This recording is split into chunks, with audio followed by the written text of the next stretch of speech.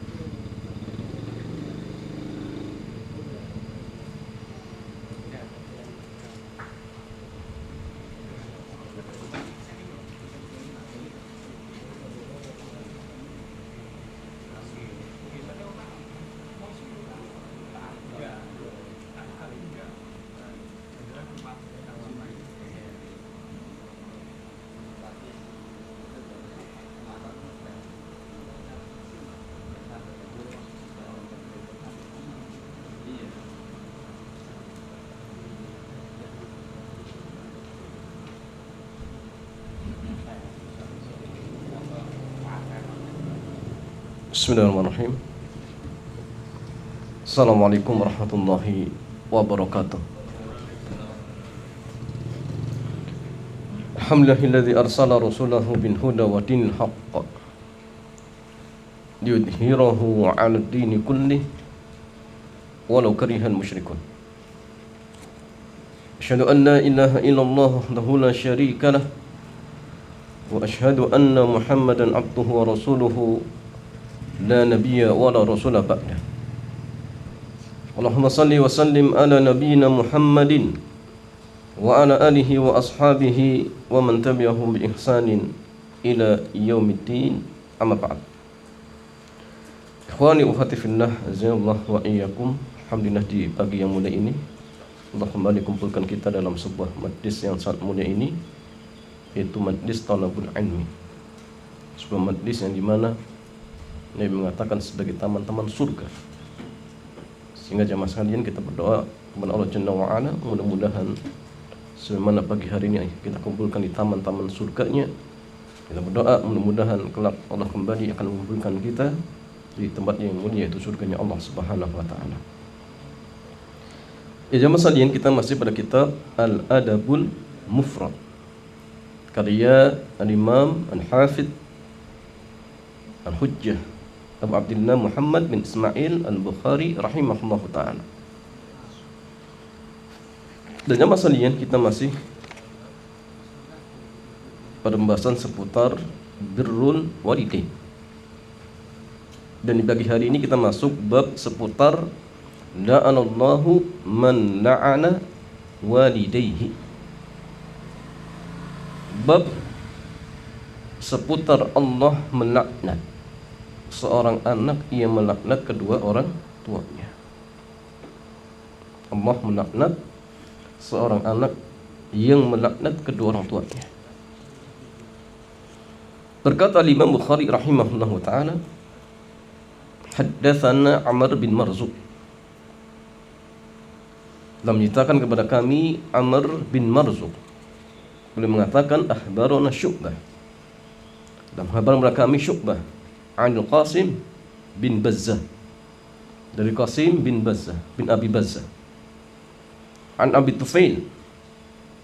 Qala, beliau mengatakan su'ila Aliyun radhiyallahu ta'ala anhu, hal hassakumun nabiyyu sallallahu alaihi wasallam bi syai'in lam yaqsa bihi an-nasa kafah.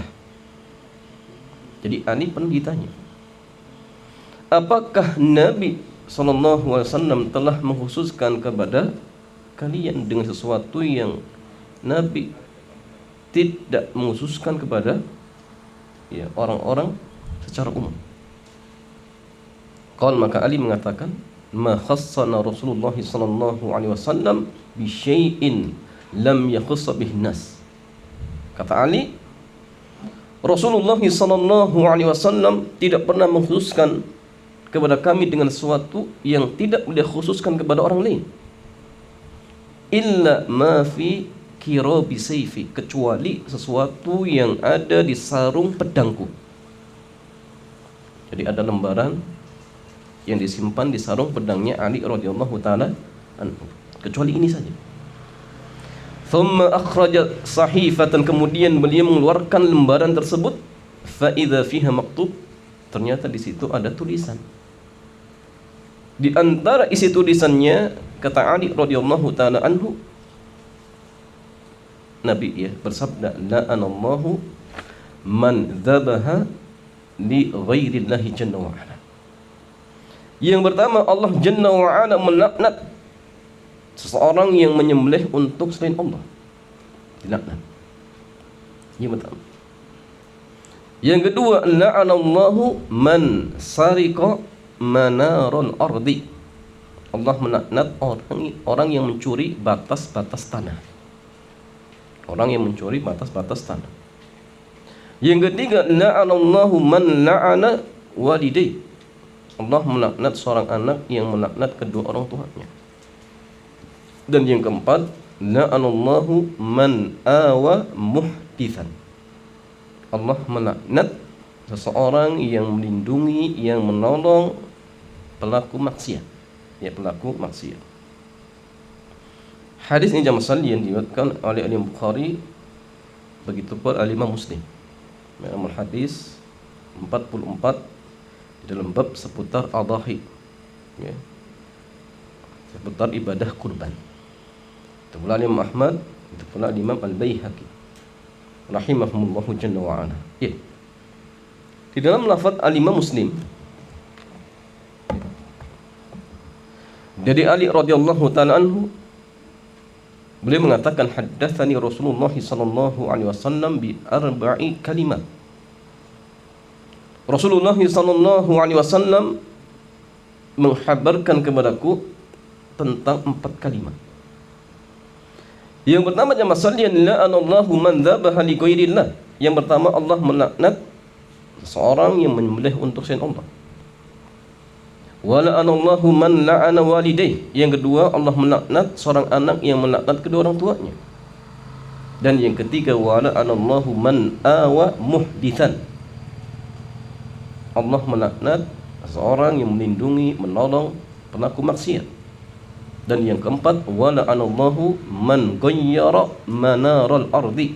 Allah melaknat orang yang merubah batas-batas tanah. Ikhwani wa akhwati fillah, di dalam hadis ini Allah menyebutkan tentang 4 dosa besar. Karena setiap perbuatan dosa yang dimana pelakunya dilaknat oleh Allah Jalla wa Ala, maka ini menunjukkan bahwasanya perbuatan tersebut merupakan perbuatan dosa besar. Merupakan perbuatan dosa besar. Dan jamaah sekalian, apa arti laknat? Apa arti laknat? Jawabannya, secara bahasa laknat itu artinya at-tardu wal ib'ad, dijauhkan. Dijauhkan. Sehingga jamaah sekalian, kalau laknat itu dari Allah, maksudnya apa? maksudnya dijauhkan dari rahmat Allah. Ini kalau laknat dari Allah. Rahmat itu jamak artinya kasih sayang. Yang dengan kasih sayang Allah akan memberikan berbagai macam kebaikan-kebaikan kepada hamba-hambanya. Artinya misalnya orang yang dilaknat berarti orang yang dibenci. Sehingga dia dijauhkan dari berbagai macam kebaikan-kebaikan.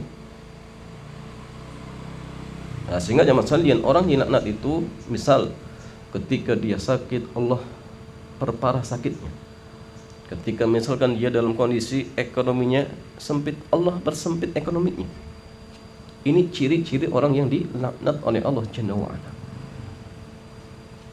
Nah, sehingga kalau antum ya mungkin pernah melihat seorang anak durhaka, maka urusannya rusak ya misalnya, dunianya rusak, apalagi akhiratnya. Kenapa? Karena yang dijauhkan di rahmat Allah, nggak ada kebaikan. Ini laknat kalau dari Allah Jalla wa Ala. Adapun laknat dari makhluk, malaikat melaknat, ya, misalkan Rasul melaknat seperti itu, ya, la'anallahu akila riba misalkan. Maka ini maksudnya as-sabbu wa du'a. Bisa bermakna celaan atau doa. Doa kepada Allah agar Allah menimpakan keburukan. Ini laknat dari makhluk. Dan yang masalian yang pertama, dalam hadis ini Nabi beliau bersabda, la'anallahu man dzabaha li ghairillah. Allah melaknat seseorang yang menyembelih untuk selain Allah. Allah melaknat seseorang yang menyembelih untuk selain Allah. Nah, kenapa jemaah sekalian? Karena penyembelihan itu ibadah. Dan penyembelihan itu jemaah sekalian ada 3 ya. Ada yang disebut dengan udhiyah. Apa udhiyah jemaah? Ibadatul kurban. Kapan dilakukan? Di tanggal 10 Dzulhijjah, 11, 12, 13. Itu namanya udhiyah. Ya, adapun terkait tentang hukumnya jemaah, maka sidang pendapat dengan para ulama, sebagian mengatakan wajib, sebagian mengatakan sunnah. Bahkan yang mengatakan wajib itu mereka sampai memberikan beberapa dalil seperti ya Nabi ya seumur hidup itu selalu berkorban. Bahkan Nabi itu pernah berkorban 100 ekor unta, 63 ekor beliau sembelih dengan tangannya sendiri. Itu pula jamaah salin kata Anas, Nabi itu berkorban dengan 2 kambing kibas, amlaini aqranaini dzabaha bihima biyadih. Nabi menyembelih dengan tangannya sendiri. Ya. Itu Nabi jamaah selalu berkorban. Apalagi ada ucapan Abu Hurairah dari Ibnu Majah, beliau mengatakan, man kana lahu sa'atun wa lam yudhi fala yaqrabanna musallana. Barang siapa yang punya keluasan rezeki kemudian tidak memperkorban, maka jangan dekat-dekat musolah kami. Ya, jamaah salin, kalau seseorang meninggalkan ibadah sunnah nggak diancam. Ini orang nggak kurban diancam. Orang nggak tahajud nggak diancam karena sunnah. Orang tidak duha nggak diancam karena sunnah. Ini orang nggak kurban diancam, berarti menunjukkan kurban itu wajib atau sunnah jemaah? Wajib menurut sebagian para ulama. Walaupun jumhur ulama mengatakan sunnatun muakkadah.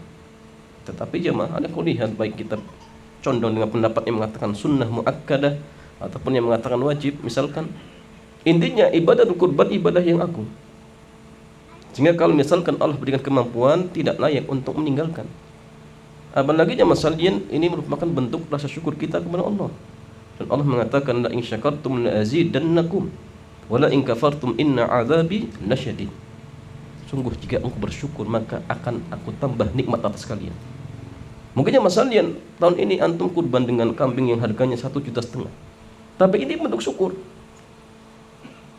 Sehingga Allah tambahkan rezekinya. Jadikan rezeki kita jadi barokah. Yang antum lagi ya, merintis bisnis, Allah lancarkan jadi sukses. Tahun depan bisa kurban dengan kambing yang harganya mahal. Kurban lagi, karena kurban setiap tahun ya kalau dia mampu. Tahun depan jadi sapi, kemudian mungkin jadi 3 ekor sapi, sampai seterusnya. Karena ini jamaah bentuk syukur. Begitu pula sebaliknya, kalau di tahun ini Allah berikan kemampuan kita untuk berkurban, kok enggak berkurban, khawatir ini bentuk kufur. Sehingga di tahun depan benar-benar Allah jadikan kita fakir. Kalau jadikan bisnis kita hancur, kenapa? Tahun ini jadi dengan kemampuan gak mau kurban nih, orang gak tahu diri. Sehingga tahun depan dijadikan benar-benar dia gak mampu sama sekali. Kenapa? Kalau dijadikan mampu pun gak mau berkurban. Khawatir seperti itu jamaah. Sehingga kalau bisa kurban, ya, kalau kita mampu. Artinya ketika di tahun di tanggal 10, 11, 12, 13 Dzulhijjah kita punya bahan makanan yang untuk bisa dimakan untuk dirinya dan keluarganya, tersisa uang, yang uang itu cukup untuk membeli 1 ekor kambing yang harga mungkin 1,5, itu sudah dapat, berarti dia sudah mampu. Maka dia wajib menurut sebagian para ulama dan menurut jumhur dia sunnah muakkadah. Nah, sehingga layaknya untuk berkurban, layaknya untuk berkurban jamaah. Barangkali ini menjadi sebab harta antum barokah, dan ini juga mudah-mudahan menjadi sebab yang antum lagi bisnis jadi sukses. Mulai kurban. Ustaz, pantas anak usahanya nggak pernah lancar. Ya pantas nggak pernah kurban dia mah. Itu mungkin sahih. Nah, sehingga kurban. Nah, ini yang pertama. Yang kedua jamaah sekalian, ada akikoh. Akikoh itu penyembelihan, ya, kambing ketika bayi berusia 7 hari. Kalau lahir di hari Senin, ya dihitung saja Senin, Selasa, Rabu, Kamis, Jumat, Sabtu, Ahad. Berarti Ahad disembelih. Dan ini sunnah. Ini sunnah. Bagaimana dengan tanggal 14-21? Jawabannya hadisnya lemah. Yang sahih cuma hari ke-7. Selain itu hadisnya lemah. Maka sunnah hari ke-7 jamaah. Maka di hari ke-7 itu banyak sunnah terkait dengan seorang bayi. Dicukur, dinamai, dihitan, kemudian diakikoi hari ke-7. Hari setelah itu jamaah sekalian,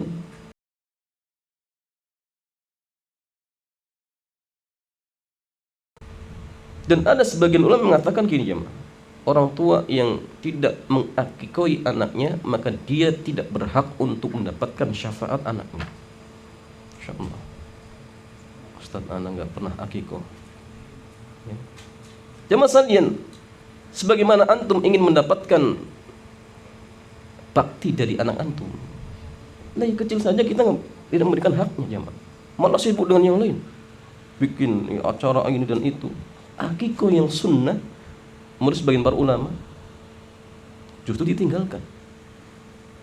Nah, sehingga khawatir jamaah tidak dapat syafaat. Walaupun sekali lagi ini pendapat yang lemah, ya, pendapat lemah. Alhamdulillah, ya, pendapatnya lemah. Jadi tetap masih ada kesempatan syafaat dari anak kita.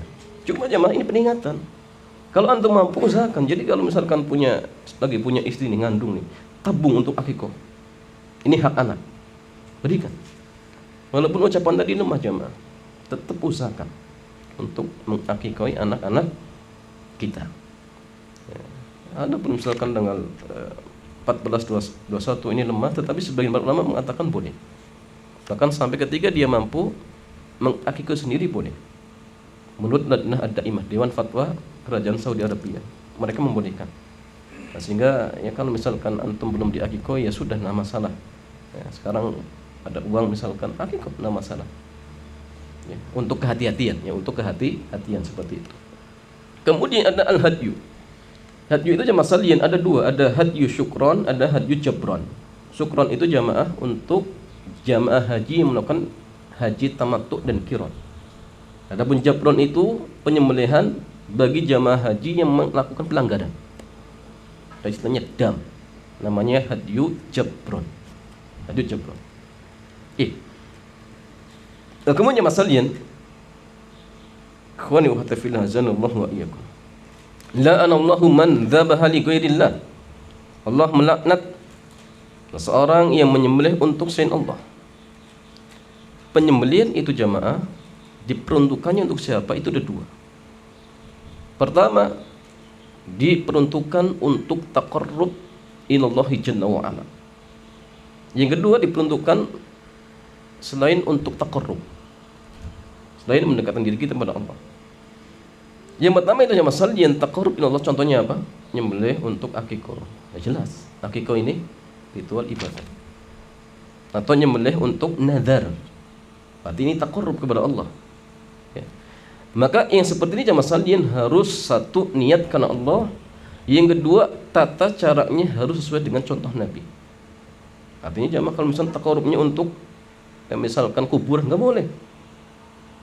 Tapi nadar boleh, nggak masalah. Nyembelih untuk akikah boleh takarub ini. Nyembelih untuk misalkan ya udhiyah boleh.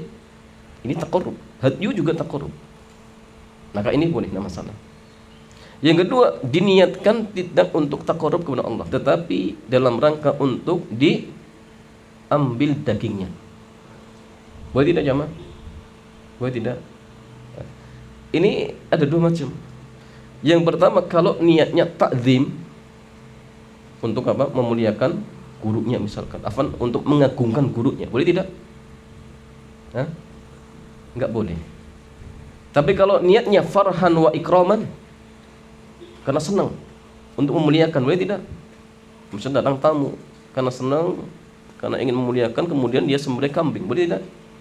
Boleh, nggak masalah. Pertanyaannya, apa bedanya takdim dengan memuliakan?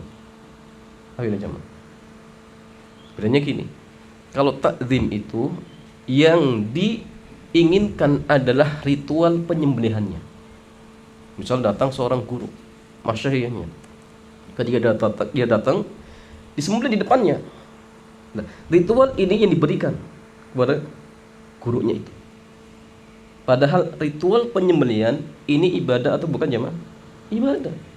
Jadi kalau ibadah ini diperuntukkan kepada makhluk, ya pelakunya jatuh dalam perbuatan syirik akbar. Ingat, takzim itu hak Allah, nggak boleh. Setelah itu bagaimana? Ya mungkin dagingnya dibuang atau mungkin sebagian dimakan. Tapi yang diinginkan adalah ritual penyembelihannya. Seperti contoh ketika larung saji, kepalanya dimakan? Enggak. Jadi yang diinginkan itu ritualnya. Nah ini namanya takzim, nggak boleh. Adapun kalau ikraman wa farhan, tujuannya dagingnya yang dimanfaatkan. Setelah itu disate, bakar ya. Karena menghormati tamu misalkan, tidak masalah. Tapi tetap ya tata caranya dia baca bismillah, kemudian ya, melakukan adab-adab yang lainnya. Itu penting. Ya. Nah, sehingga ikhwani ukhwati fillahi azallahu wa iyyakum, sekali lagi ini ya, dosa yang pertama yaitu menyembelih untuk selain Allah Jalla wa ala. Dan jamaah sekalian, ada sedikit ya, ini mungkin persiapan untuk udhiyah ya. Ada beberapa adab terkait ya udhiyah. Yang pertama terkait syarat hewan yang akan disembelih. Yang pertama, hewan tersebut harus dalam kondisi hidup. Kalau udhiyah harus berupa 3 jenis. Apa jemaah? Unta, sapi, kambing. Nggak boleh selain dari ini. Walaupun mungkin dagingnya lebih banyak. Contoh misal kuda. Antum kurban dengan 1000 ekor kuda, boleh? Nggak boleh. Atau 1 juta ekor ayam, boleh? Nggak boleh. Kenapa? Karena bukan 3 jenis tadi. Yang boleh itu hanya binatang ternak ya, jadi unta, sapi, kambing dengan jenis-jenisnya seperti itu. Nah kemudian masalian, syarat orang yang akan menyembelih. Ini orang yang akan menyembelih ya, tukang jagalnya. Pertama, berakal, laki-laki maupun perempuan. Laki-laki maupun perempuan. Jadi perempuan itu boleh. Walaupun sebagian para ulama yang mengatakan makruh, tetapi yang kuat boleh. Jadi kalau antum masih belum berani nyembelih, ya sudah, istri antum nyembelih, antum pegangin. Oh ini masalah ya. Jadi kalau bisa nyembelih jangan masalah. Nabi pernah menyembelih 63 ekor unta. Masya Allah. Masa antum gak berani jamaah? Bagaimana kalau ya ada panggilan jihad? Oh, niat darah sudah kabur ya. Nah, ini musibah. Ini kalau bisa belajar nyembelih, Nabi pernah menyembelih, masa kita nggak berani jamaah? Ya, belajar ya. Kalau nggak bisa kambing ya belajar di ayam. Kalau ayam nggak bisa ya udah apa jamaah? Kelinci, ya burung dara. Masih boleh jamaah sekalian. Yang penting belajar. Makanya ada syariat, ada cicak disuruh dibunuh, ya. Ada binatang fawasik itu dibunuh. Nah, ini jamaah latihan. Biar ketika ya, datang panggilan jihad, anda sudah berani. Di awal-awal Islam itu, sahabat 1 ketemu 10 kafir, nggak boleh kabur jamaah. Bayangkan 1 banding 10. Tapi ketika umat ya Islam mulai kelihatan istilahnya lemah, sekarang itu diberikan keringanan 1:2. Jadi antum ketika misalkan di medan jihad bertemu dengan 2 orang kafir, nggak boleh kabur. Nah, berarti ini menunjukkan antum harus ya punya bela diri jemaah. Masa ketemu orang kafir 1 kabur, ini musibah. Ketemu 2 nggak boleh kabur, kecuali nanti ada pengecualiannya. Kalau misalkan untuk siasat perang itu beda perkaranya. Kemudian masalahnya balik atau belum balik tetapi sudah tamyiz, boleh, nggak masalah. Tapi kalau belum nggak boleh.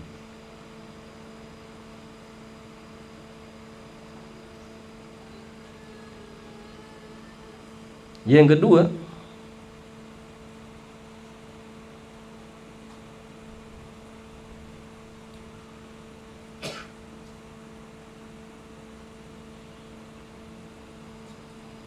yang menyembelih adalah seorang muslim.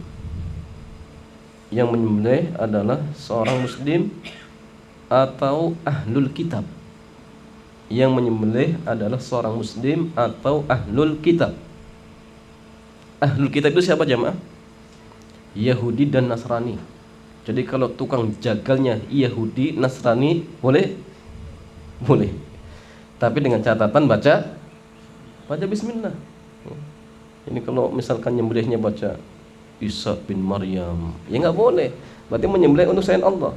Jangankan mereka, muslim saja kalau misalkan dia nyembelih ternyata menyebut nama walinya, maka ini disebut nyembelih untuk selain Allah, nggak boleh. Nah, sehingga sembelihan non muslim atau Yahudi Nasrani tepatnya, kalau Buddha Hindu nggak boleh, orang murtad nggak boleh, kejawen nggak boleh, ya itu haram sembelihannya. Atau apalagi yang Syiah nggak boleh, haram, karena bukan muslim dan bukan ahlul kitab. Jadi sembelihannya haram. Tapi kalau ahlul kitab boleh. Maka kalau misalkan antum dihadiahi oleh misalkan Yahudi Nasrani daging, boleh dimakan dengan catatan 1, tidak mengetahui ritual penyembelihannya, atau kita tahu persis dia menyebut nama Allah. Kalau tahu persis menyebut nama Allah boleh. Kalau tidak tahu sama sekali boleh. Ya, kecuali kalau ada tanda yang menunjukkan ini nggak disembelih. Contoh misalkan antum dihadiahi daging daging ayam utuh, lehernya masih utuh, berarti ini bangkai nggak disembelih. Ini jangan, ya. Kalau seperti ini jangan. Ya. Yang kedua aja masadian sudah berupa daging, sudah ditetel, hadiahkan daging, maka boleh. Yang ketiga dengan catatan daging hewan yang halal, daging hewan yang halal. Apalagi zaman sadian mungkin ada ya istilahnya beberapa kemungkinan. Mungkin saja dia beli di pasar, atau mungkin yang beli sendiri, mungkin juga menyebut nama Allah. Ya, maka kalau hadiahnya berupa daging, kemasannya boleh. Kenapa? Allah berfirman, wa ta'amuhum hillul lakum. Makanan mereka itu halal untuk kita, halal untuk kalian. Nah, sehingga boleh ya, muslim ataupun ahlul kitab. Yang ketiga, menyebut nama Allah ketika menyembelih. Menyebut nama Allah ketika menyembelih.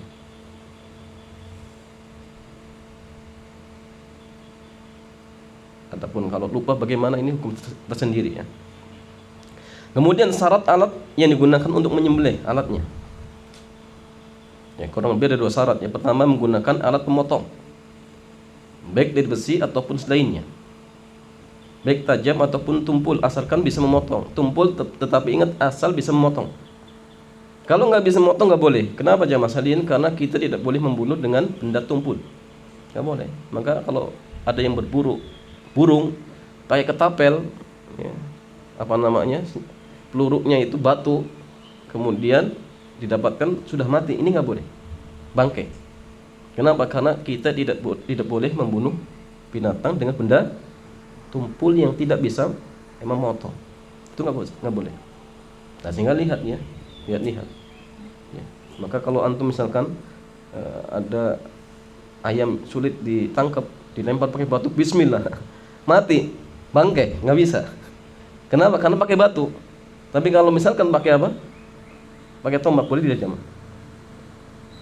Sebagian mengatakan boleh. Kenapa? Dikiaskan seperti binatang buruan. Walaupun sebagian para ulama ada mengatakan gini, boleh tidak kita menyembelih binatang dengan alat otomatis.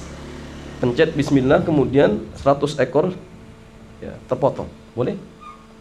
Ada yang mengatakan boleh. Lajnah al-Daimah mengatakan boleh, asalkan ketika memencet baca bismillah dan dia muslim atau ahlul kitab. Baca bismillah. Tapi sebagian mengatakan tidak boleh. Bahkan seperti Ustaz Dr. Arwandi tidak membolehkan. Dengan alasan katanya gini ya masalahnya. Jadi menyembelih dengan alat ya otomatis dikiaskan dengan hewan buruan ketika dia melemparkan atau melepaskan kambing, melepaskan apa namanya? Bukan, anjing. Ya. Baca bismillah. Kemudian dia buru binatang, kan dia dapat halal ini. Asalkan baca bismillah. Kata beliau ini enggak tepat. Kenapa? Karena kalau dikiaskan dengan hewan buruan, ya, hewan itu memang istilahnya liar. Kalau ini sudah diikat. Jadi kalau dikiaskan dengan hewan buruan enggak tepat. Sehingga satu hewan butuh satu baca bismillah. Ini kata beliau. Tetapi memang silang pendapatnya. Ada mengatakan boleh dan mengatakan tidak boleh. Sehingga yang paling hati-hati ya kalau bisa sembelih sendiri saja. Itu paling hati-hati. Kemudian masalah yang kedua, tidak menggunakan tulang dan kuku. Tidak menggunakan tulang dan kuku karena nggak boleh ya. Menyembelih pakai tulang dan kuku nggak boleh. Haram. Kemudian adab dalam ya penyembelihan hewan, adabnya. Pertama, berbuat ihsan. Berbuat ihsan.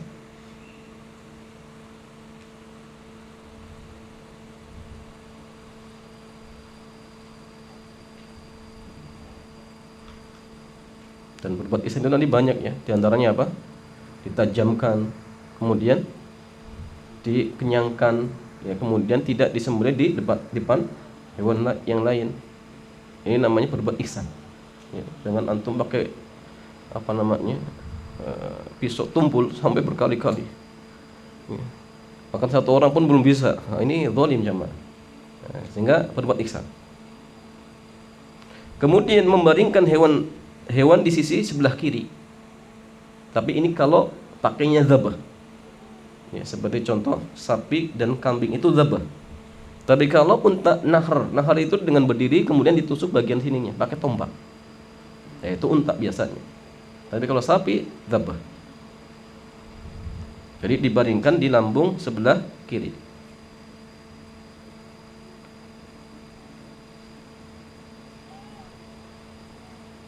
Kemudian meletakkan kaki di sisi leher hewan. Seperti Nabi ya. Wa wada'idlahu ala sifahihima. Jadi Nabi meletakkan kakinya di leher hewan kurbannya. Apa tujuannya? Agar tidak bergerak. Tapi jangan diinjak ya sampai mati, jangan. Maksudnya diinjak untuk tadi memudahkan ketika proses penyembelihan. Kalau bergerak-gerak sulit ya, maka diinjak nama masalah.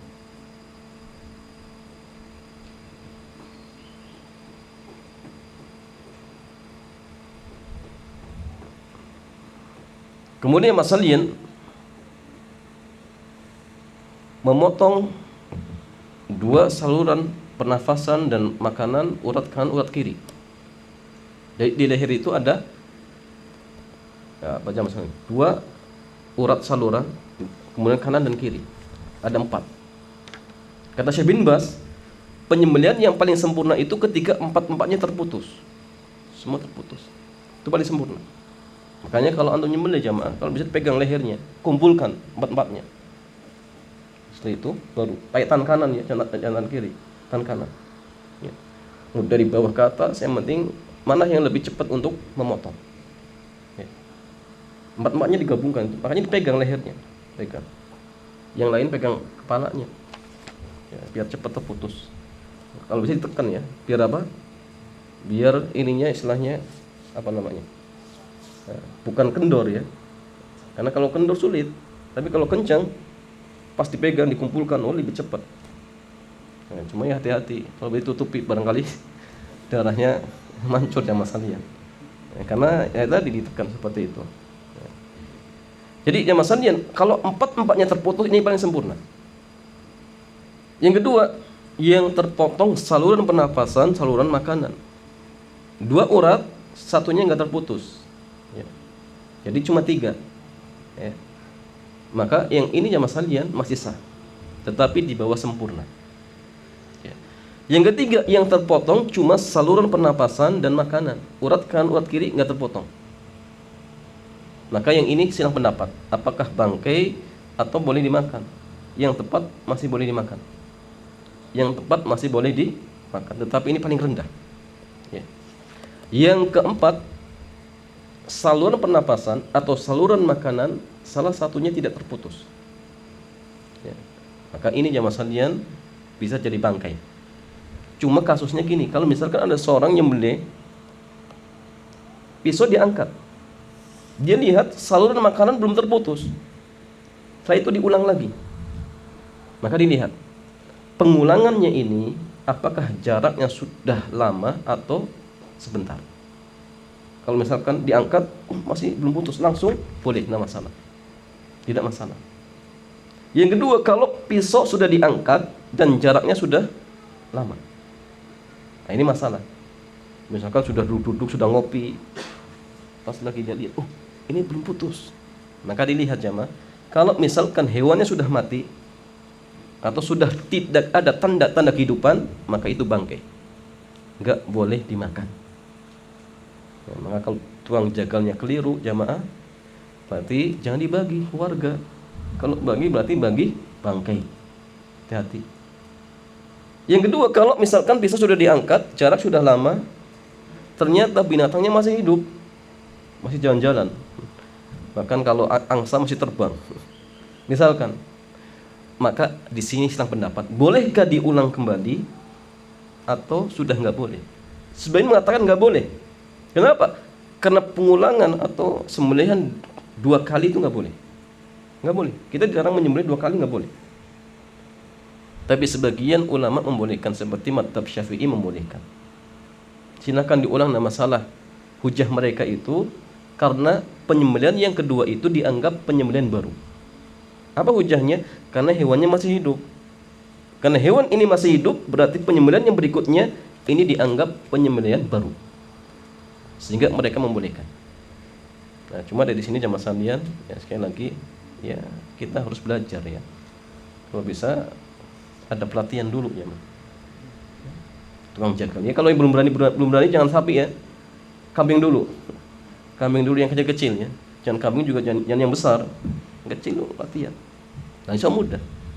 Yang penting intinya dipastikan dulu saluran pernapasan dan makan, pastikan dulu. Ini yang 2 yang paling inti.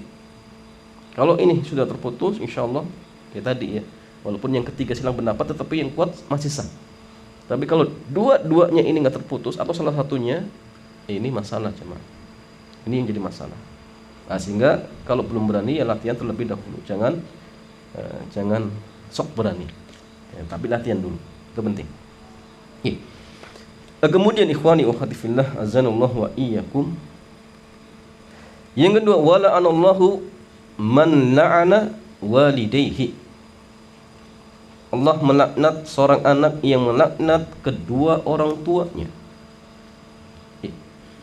Dalam sebuah hadis yang diriwayatkan oleh Imam Bukhari, jadi sahabat Abdullah bin Amr radhiyallahu taala anhu, beliau mengatakan qala Rasulullah sallallahu alaihi wasallam, Nabi bersabda, inna min akbaril kabairi an yal'ana ar-rajulu walidain.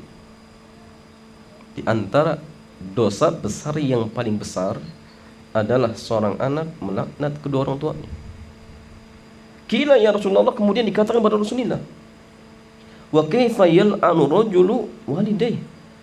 Ya Rasulullah, bagaimana kok ada seorang anak bisa mencela, bisa melaknat orang tuanya? Bagaimana sih bentuknya? Jadi sahabat ini masih keheranan, kok ada? Bagaimana sih bentuknya? Ya.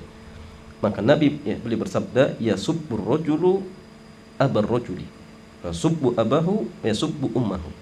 Ya, kata Nabi SAW, seorang anak dia mencela bapak temannya, kemudian dibalas oleh temannya, dia cela bapak dan ibunya.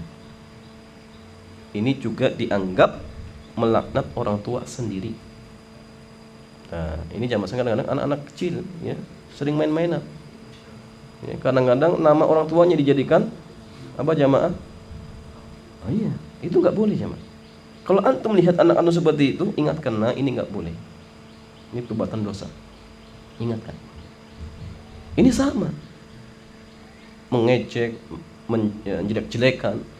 Ya, anak kita menjelekkan bapaknya, temannya misalkan, dibalas lagi. Ini sama halnya melaknat orang tuanya sendiri. Ini nggak boleh. Makanya masalah melaknat kedua orang tua itu ada dua bentuk. Yang pertama bisa secara langsung dia katakan misalkan dasar ini dan itu. Wah, ini jelas lebih parah. Atau dia menjadi penyebab orang tua kita dilaknat oleh temannya. Maka perbuatan ini sekali lagi jamaah tidak diperbolehkan. Kenapa? Karena termasuk perbuatan dosa besar. Dan pelakunya ya potensi akan diadab kes di dunia.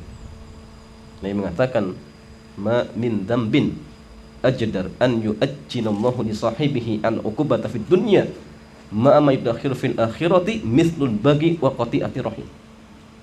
Tidak ada perbuatan dosa yang azabnya akan Allah segerakan di dunia, di samping di akhirat masih disimpan seperti apa? Seperti zalim dan memutuskan hubungan kekerabatan. Dan memutuskan hubungan kekerabatan yang paling berbahaya adalah ketika kita memutuskan hubungan kita dengan orang tua kita dengan cara durhaka. Nah, sehingga sekali lagi, ikhwan wa akhwati fillah, tidak ada kebaikan bagi seorang anak yang durhaka kepada kedua orang tuanya. Dan bentuk-bentuk perbuatan durhaka itu banyak ya. Sudah pernah kita jelaskan ya. Di antaranya apa jemaah sekalian? Ya. Raf'us saut biha. Meninggikan suara. Ya. Atau bentak-bentak orang tuanya. Ini juga durhaka. Kemudian bahlun lahuma atau bahlun laha, bakhil, pelit kepada orang tua itu juga durhaka jemaah. Nggak boleh seorang anak hitung-hitungan dengan orang tua, itu nggak boleh. Kalau dibalas, ya, dihitung lagi sama orang tua kita jemaah, habis harta kita jemaah.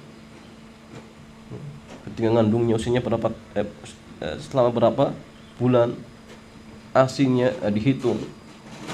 Nah, ini jemaah sekalian panjang. Sehingga seorang anak haram pelit dengan kedua orang tuanya. Nah, sehingga sekali lagi jamaah, seandainya misalkan antum punya gajinya sampai ratusan juta, antum berikan kepada orang tua antum semuanya tanpa tersisa sedikit pun, maka itu belum bisa membalas, walaupun hanya satu tarik nafasnya ketika melahirkan. Jadi kalau hanya sekedar sebulan ngasih 1 juta, ya, kemudian sudah merasa saya paling berbakti, belum jemaah. Baru 1 juta. Apalagi kadang bukan ngasih, dimintai utang sama orang tuanya. Kadang nggak ngasih. Antum kalau misalkan ada orang tua minta atau misalkan ya bahasanya mungkin pinjam ya. Antum nggak punya uang, antum pinjam jemaah. Antum punya teman pinjam. Punya teman berapa? Semua hubungi. Ini kesempatan. Pinjam, antum punya uang dulu, afan, anak lagi butuh. Untuk apa? Untuk orang tua. Nah, masalah. Apalagi antum punya uang sendiri malah disembunyikan. Naudzubillah jemaah. Enggak ada kebaikan. Jadi untuk orang tua itu jemaah sekalian, apapun ya yang kita miliki kasihkan. Kasihkan. Kenapa jemaah sekalian? Inna auladakum min kasbikum. Sesungguhnya anak-anak kalian itu hasil usaha kalian. Maka sekali lagi jangan hitung-hitungan dengan orang tua, jangan pelit dengan orang tua. Ya, siapapun dia, baik ibu ataupun ayah, kasih kepada mereka. Kemudian al-kibru, sombong. Ini juga durhaka ya, durhaka kepada kedua orang tua.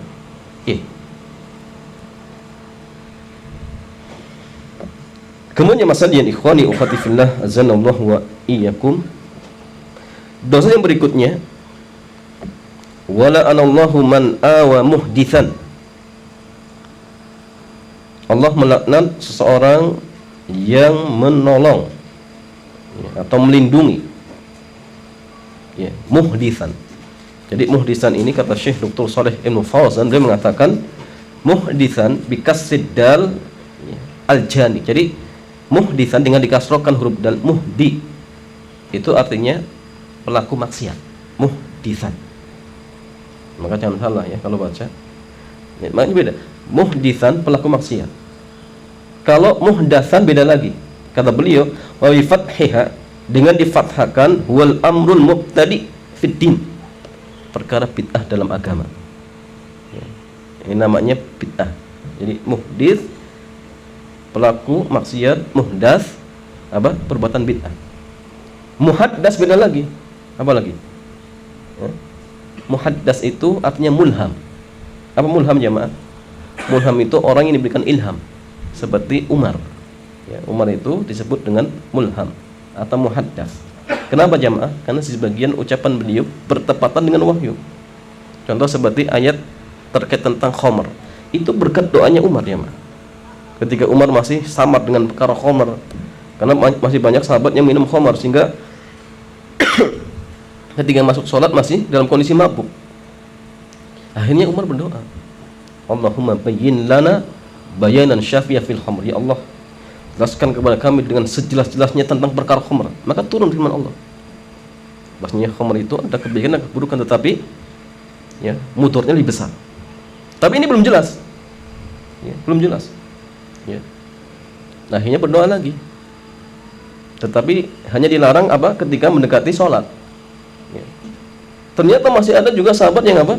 Masih minum.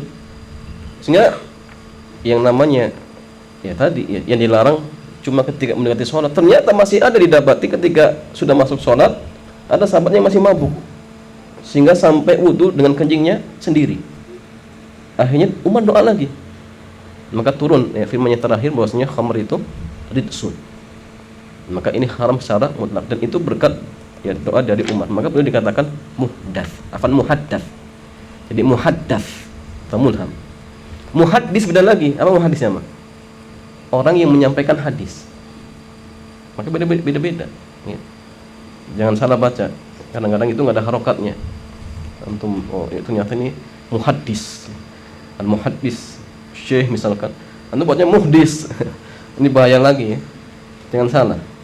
Ya. Karena muhdis itu artinya apa tadi? Pelaku maksiat.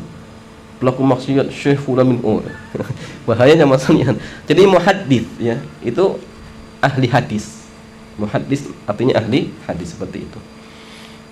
Ya jamaah sekalian, kata beliau, melindungi pelaku maksiat atau pelaku bid'ah atau kebid'ahan itu enggak boleh. Maka termasuk melindungi ya perbuatan bid'ah atau pelaku bid'ah dengan apa jamaah? Dengan kita ikut mendukung.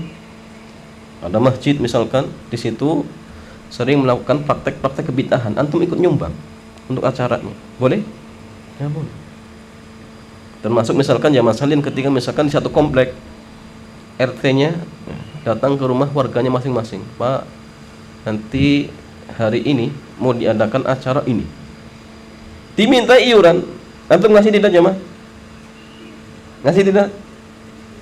Kalau ngasih kita dianggap mendukung, dilaknat jemaah, dilaknat. Ustaz, kalau anak nggak ngasih nggak enak dengan tetangga, nanti dikucilkan gimana? Saya balik. Bagaimana kalau antum ngasih kemudian dikucilkan Allah? Pilih dikucilkan Allah, pilih nggak enak dengan Allah, atau pilih nggak enak dengan warga dan takut dikucilkan warga? Jawabannya ya jelas, pilih apa? Kita takut dikucilkan Allah. Artinya apa? Jangan dikasih. Terus bagaimana? Ya sudah, solusinya antum nyumbang yang lain. Kalau ada misalkan perbaikan jalan, antum paling banyak untuk nutupi. Maka mereka pun diam jamaah sekalian. Tapi kalau misalkan untuk kerja bakti pun nggak ikut, ketika ada sumbangan yang sifatnya mubah pun nggak ikut, ya ini masalah. Jadi hal-hal yang seperti tadi antum sampaikan, afan, anak bukan pelit, anak bukan tidak mau bantu, tetapi ini akidah saya, keyakinan saya nggak bisa bantu. Mungkin kalau untuk acara-acara yang selain itu, insya Allah saya siap. Bahkan mungkin saya bisa ya, nyumbang lebih besar dari itu. Biar dia tahu. Dan dari awal harus disampaikan ya, Mak. Karena kalau misalkan nggak disampaikan, selamanya antum akan diminta. Jadi butuh ketegasan. Butuh ketegasan, jangan ya tadi mulut. Oh nanti ini. Oh nanti tetap acara lagi, antum didatangin lagi jamaah. Tapi kalau antum jujur ya, baik-baik dengan RT misalnya RW, Pak Afan, kalau ada semua ini bukan saya membenci, bukan ini, saya nggak bisa bantu. Karena menurut keyakinan saya ini nggak boleh. Kalau panjenengan tetap memelakukan itu urusan panjenengan, tapi untuk diri saya sendiri saya nggak bisa. Tapi kalau untuk acara yang lain, insya Allah saya siap untuk membantu. Jujur baik-baik, insya Allah ya, Pak RT dan RW-nya pun maklumi jamaah.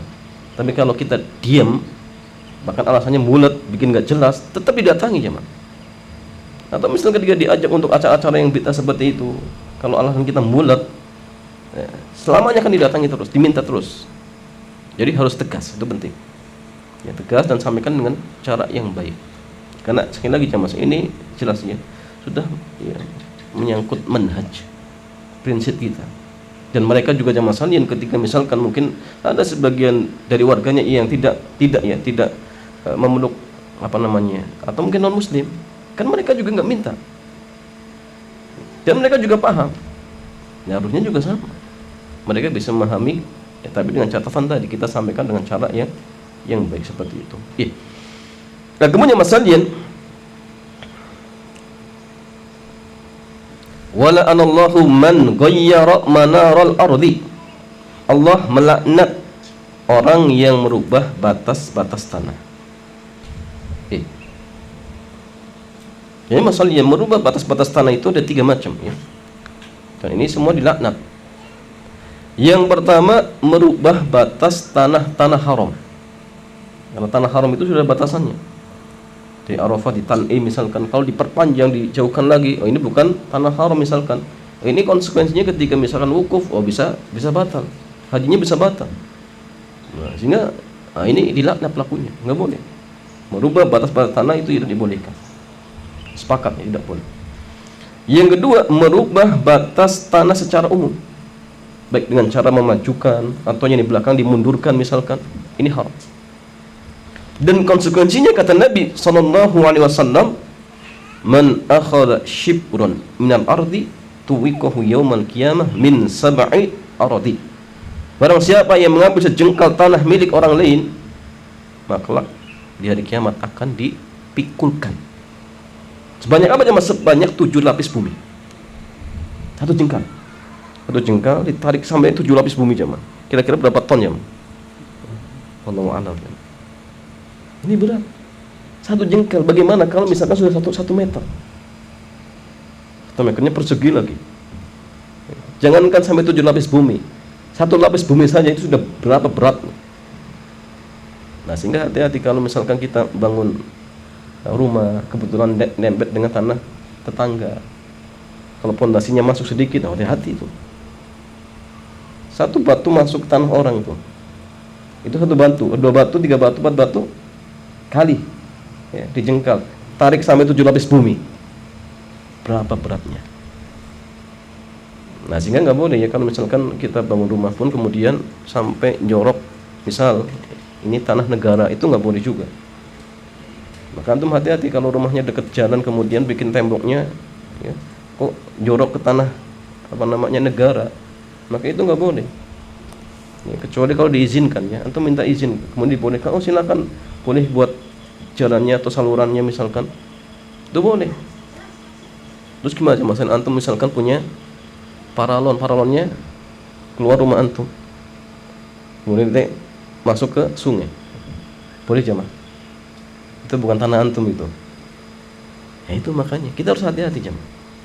Kita harus hati-hati. Kenapa? Tadi konsekuensinya akan dipikulkan. Ya, tanah sejumlah 7 lapis bumi. Naudzubillah jemaah. Kemudian yang ketiga, merubah rambu lalu lintas. Ini enggak boleh. Misalnya arah Masjidul Albab, lalunya ke sini dirubah ke sana. Orang mau kajian semua kesasar ya, berapa orang disesatkan sama tadi yang rubah. Ini juga dilaknat pelakunya, nggak boleh.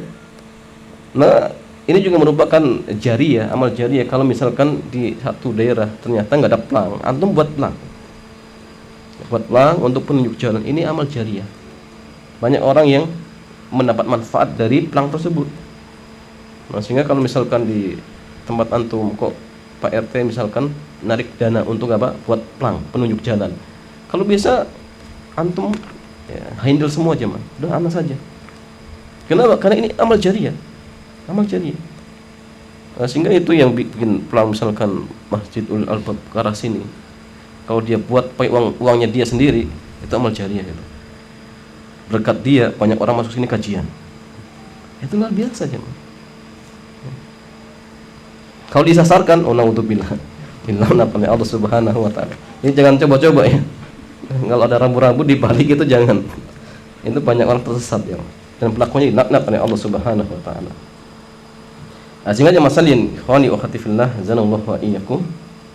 Ya, hadis ini memberikan faidah kepada kita, di antaranya an-nadhabha li ghairillahi muharramun syadidut tahrim. Rasanya menyembelih untuk selain Allah adalah haram. Ya, adalah haram termasuk kesyirikan. Yang kedua, an-nadhabha ibadatun yajibu sarfuha lillahi wahdah. Maksudnya menyembelih itu ibadah, sehingga wajib diberikan kepada Allah semata. Wajib diberikan kepada Allah semata. Tidak boleh kita palingkan kepada selain Allah, enggak boleh. Yang ketiga, tahrimul la'nil walidain wasad bihima mubasyarah atau tasabbuban. Haram melaknat kedua orang tua, baik secara langsung ataupun menjadi penyebab. Itu enggak boleh. Ya tadi ya, dia laknat orang tua temannya kemudian dibalas. Dia melaknat orang tua kita sebabnya kita, maka kita termasuk ya melaknat orang tua kita. Dan ini enggak boleh. Ya. Kemudian faedah berikutnya, tahrimu munasaratil mujrimin wa himayatihim min tatbiqil haddi syar'i alaihim wa tahrimu ridha bil bidah. Haramnya menolong, melindungi ya, pelaku maksiat, enggak boleh.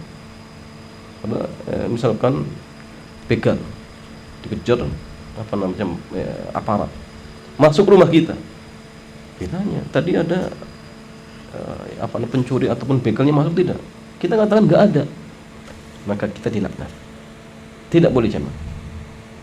Ustaz, bagaimana kalau anak misalkan di kampung melihat ada anak muda sedang minum minuman khamar, tapi anak biarkan, nggak anak istilahnya informasikan kepada aparat, apakah kita termasuk ini melindungi? Termasuk tidak jemaah? Bisa termasuk. Kalau nggak melindungi pun bisa termasuk apa? Mendukung. Kalau kita nggak mencegah. Karena konsekuensi orang yang melihat kemungkaran, Nabi mengatakan man ra'a minkum munkaran falyughayyirhu biyadihi. Cegah dengan tangannya kalau mampu. Kalau tidak mampu cegah dengan lisan. Kalau tidak mampu cegah dengan hati. Jadi artinya tidak boleh tinggal diam. Kalau dengan tangan nggak bisa, lisan nggak bisa, ya sudah hati. Hati wajib membenci. Tidak boleh ya, acuh tak acuh, nggak boleh. Usahakan benci. Kalau bisa misalkan dia memberikan informasi kepada aparat biar ditangkap, nah masalah. Apalagi di zaman kita itu mudah jemaah. Ada WA ataupun dengan sarana yang lain misalkan, kan bisa disembunyikan. Maka tidak boleh tinggal diam. Karena ketika misalkan seseorang sudah tinggal diam terhadap pelaku maksiat, maka konsekuensinya kan dilaknat oleh Allah. Seperti jemaah sekalian, Bani Israil itu kenapa mereka dilaknat? Melalui lisan Nabi Daud, karena mereka la yatanahawna an munkarin fa'ulu. Mereka tidak saling mengingkari kemungkaran yang mereka lakukan, sehingga mereka dilaknat. Itu sebabnya. Begitu pula jemaah sekalian, ketika mereka diam, maka ketika Allah menimpakan azab kepada pelaku maksiat, maka orang yang diam akan kena. Karena beda antara soleh dan muslih. Soleh itu orang yang baik hanya untuk dirinya saja. Tapi kalau muslih adalah orang yang baik untuk dirinya dan orang lain. Artinya apa? Artinya dia ingkarul mungkar. Sehingga ingkarul mungkar itu penting. Ya, tidak boleh kita tinggal diam, nggak boleh. Agamanya Mas Adian, hadis ini juga memberikan faedah kepada kita, tahrimut tasarruf fi hududil ardi bitaqdimin atau takhirin. Tidak boleh merubah batas-batas tanah, baik dengan cara memajukan ataupun memundurkan. Itu nggak boleh. Kemudian faedah yang berikutnya, jawazu la'ni anwa'il ya fusaq li ajli zajri 'anil ma'asi. Bolehnya melaknat ya apa jemaah sekalian, macam-macam pelaku maksiat. Tujuannya agar ya, seseorang menghindari maksiat tersebut. Tetapi kalau bisa jangan ditakyin. Jangan ditakyin. Tapi kalau misalkan macamnya ada masalah. Pelaku tadi ya durhaka kepada orang tua itu dilaknat, enggak masalah. Ya, tapi kalau misalkan mengatakan fulan ya, atau misalkan Salman dilaknat, itu jangan. hindari. Tapi kalau misalnya secara umum tidak masalah. Apa tujuannya? Untuk menjauhkan ya orang-orang dari perbuatan tersebut. Ya, pelaku riba dilaknat, seorang anak yang durhaka dilaknat, ya, kemudian menyembelih untuk selain Allah dilaknat. Itu tidak masalah. Agar orang jamaah sekalian, ya, mereka berhati-hati dan tidak bermudah-mudahan seperti itu. Nah, sehingga jamaah sekalian terkait tentang masalah ini terjadi memang silang pendapat di kalangan para ulama. Melaknat kalau sifatnya umum maka tidak masalah. Ya. Kemudian melaknat kelompok tertentu dengan sifat umum juga tidak masalah. Kemudian melaknat orang tertentu secara khusus, maka ini silang pendapat. Tadi Imam Ahmad mengatakan tidak boleh melaknat orang secara khusus. Ya. Tapi ada juga yang mengatakan boleh secara mutlak. Ada juga yang mengatakan boleh untuk orang kafir tertentu, adapun fasik tidak. Orang kafir boleh. Tapi kalau fasik, dan fasik berarti dia masih muslim, maka nggak boleh. Tapi ini silang pendapat. Ada yang mengatakan boleh secara mutlak. Seperti itu. Iya. Kemudian masalah yang ikhwani ukhati fillahi azanallahu wa iyyakum. Bab berikutnya.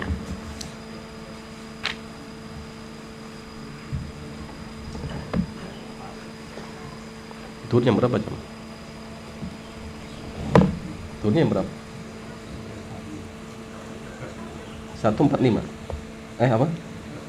11.45. Oh ya, masuk panjang. Nanti kita buka pertanyaannya biar agak longgar. Ya, masalah yang bab berikutnya, bab berbakti kepada kedua orang tua selagi tidak dalam kemaksiatan. Selagi tidak dalam kemaksiatan. Artinya masalah berbakti kepada kedua orang tua kita itu, ingat ya, berlaku untuk hal-hal yang tidak maksiat. Baik itu apa? Mubah, baik itu mustahab, apalagi wajib jemaah. Ini lebih ditekankan lagi. Yang mubah contohnya gini, nah sudah malam, makan ya. Nah, disuruh makan sama orang tua. Ini mubah. Maka ketika sudah disuruh berarti wajib.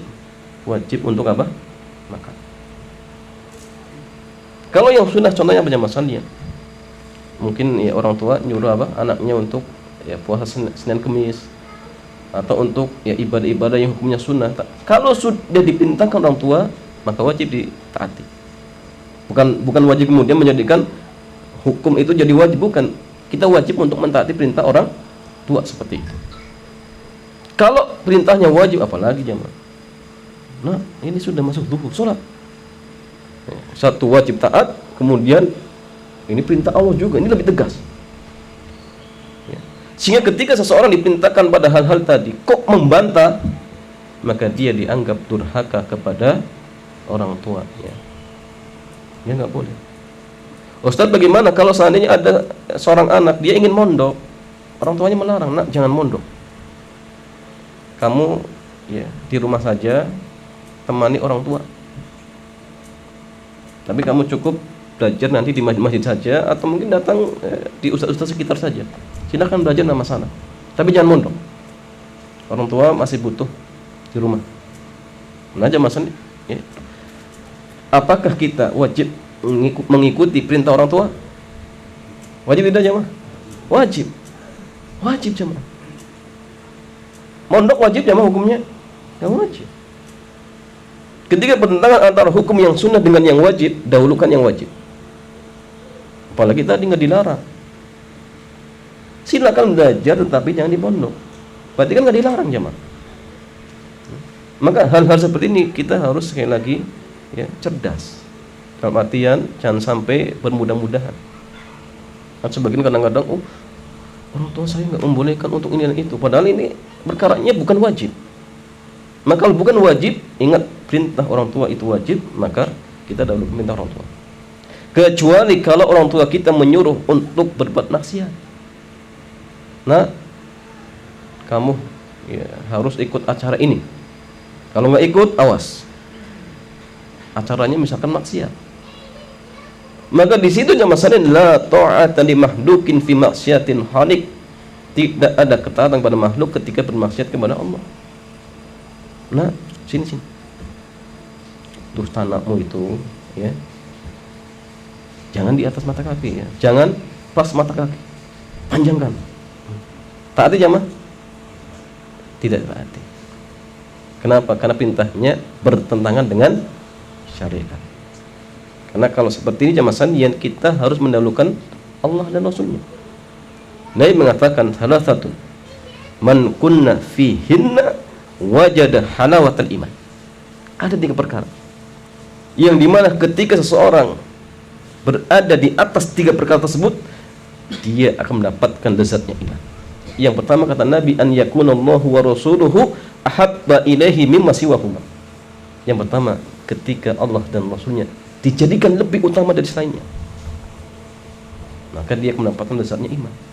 Maka hati-hati orang yang tadi selalu mendahulukan nggak enaknya dengan makhluk. Kalau anak nggak ikut, nggak enak dengan ini dan itu, anak khawatir dikucilkan ini dan itu. Hati-hati. Harusnya dibalik. Kalau saya ikut acara ini, khawatir saya tinggalkan oleh Allah. Saya nggak enak dengan Allah, harusnya itu. Tapi kadang sebagian kita lebih mendahulukan nggak enaknya dengan makhluk. Harusnya didahulukan. Kalau saya ikut, saya nggak enak dengan Allah, saya khawatir dikucilkan oleh Allah. Itu yang harus kita nomor satukan. Karena ingat ya Mas Andi, dalam sebuah hadis, ya, Nabi mengatakan barang siapa yang mencari ridho manusia, maka satu, Allah murka. Yang kedua, Allah akan menjadikan orang yang tadi, ya, yang mungkin menurut dia akan senang, Allah akan rubah. Allah akan jadikan orang tersebut benci kepada dirinya. Sebaliknya, orang yang mencari ridho Allah, ya, maka satu, Allah ridho. Yang mungkin yang masalah dia menurut pandangan dia, orang yang mungkin, ya, istilahnya masyarakat, kayaknya benci. Enggak, Allah akan rubah. Yang awalnya mungkin benci dengan dirinya, Allah rubah, dia akan suka dengan dirinya. Nah, sehingga ingat, dahulukan ridho Allah daripada ridho makhluk. Karena sekali lagi hati kita itu berada, ya, di atas kehendak Allah. Allah merubah, ya, mampu merubah, membolak-balikan hati manusia, mudah. Maka hati-hati orang yang selalu, ya, mendahulukan ridho makhluk, hati-hati. Tapi kita harus mendahulukan ridho Allah, siapapun, ya, orang tersebut. Baik orang tua kita ataupun yang lainnya, tetap ketika bertentangan dengan syariat, ya, ketika perintahnya maksiat, maka tidak boleh kita mentaatinya. Tapi kita harus mendahulukan Allah dan Rasulnya. Ya, jamaah sekalian, Al-Imam Bukhari beliau mengatakan haddatsana Muhammad bin Abdul Aziz. Beliau mengatakan haddatsana Abdul Malik Ibn Al-Hattab Ibni Ubaidillah bin Abi Bakrah Al-Basri. Beliau mengatakan laqitu bi Ramlah. Ya, aku bertemu di Ramlah. Beliau mengatakan haddatsani Rashid. Nama kepadaku Rashid Abu Muhammad an Syahr ibni, ya, Haushab an Ummi Darda an Abi Darda, dari Ummu Darda dari Abu Darda. Beliau mengatakan awsani Rasulullah sallallahu alaihi wasallam, Nabi memberikan wasiat kepadaku. Wasiat itu maksudnya berarti disuruh dilakukan terus menerus. Seperti Abu Hurairah diberikan wasiat untuk apa? Duha, untuk witir setelah sebelum tidur. Berarti duha setiap hari itu boleh tidak?